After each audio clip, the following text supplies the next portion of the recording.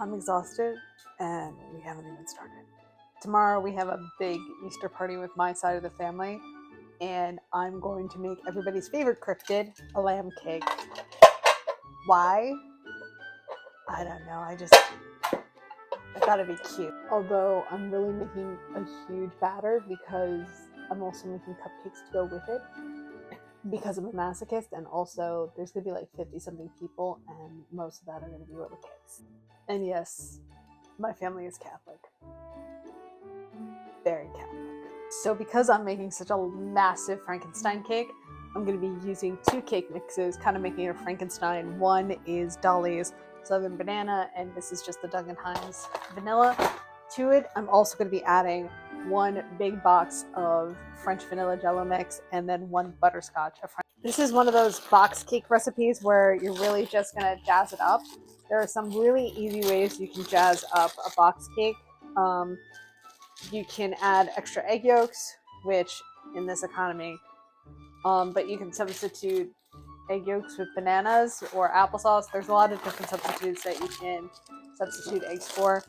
You can also replace the oil with butter, which I am doing. And then, of course, adding stuff like milk, or in my case, I'm going to use Greek yogurt to replace the water. Is going to add some nice depth and moisture. But to start, I'm just taking my cake mix, putting it into the bowl. I'm going to add my 2 packets of pudding. If I can open stuff, that'd be... Alright, I just gently incorporated my mixes together with a whisk.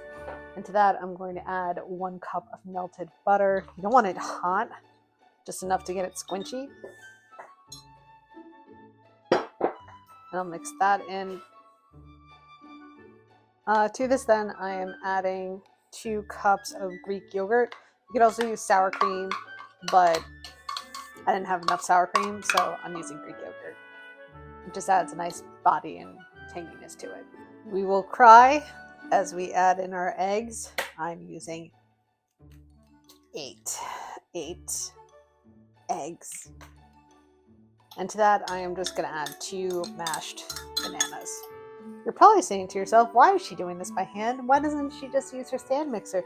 Heck, why doesn't she use her handheld mixer? My son is asleep.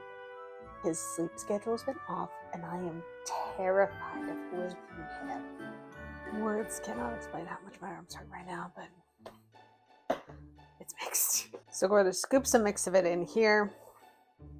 I've greased the ever-loving crap out of my cake mix. Now this is the front part. You're basically looking for the side of the cake that has no holes in it, and that's what we're going to use to fill the tin.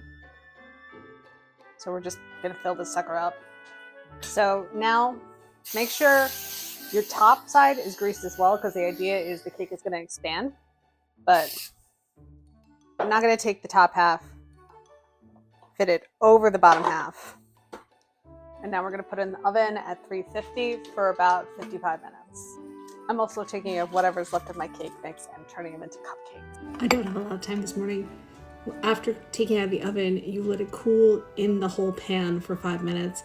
Then you take off the top with the hole in it and you leave it in for another 10-15 minutes. Because I'm pre-making this cake, I left it airtight, sealed overnight, and now I'm going to ice it. Baby is angry at his dad. Also, you'll notice I put dowels in here, so this is all going to be covered by icing, but it's to help stabilize it. I am traveling with the cake, so normally when you would serve it, it would be on a flat plate, but I don't have time for that. Also, I didn't make icing. I had no time.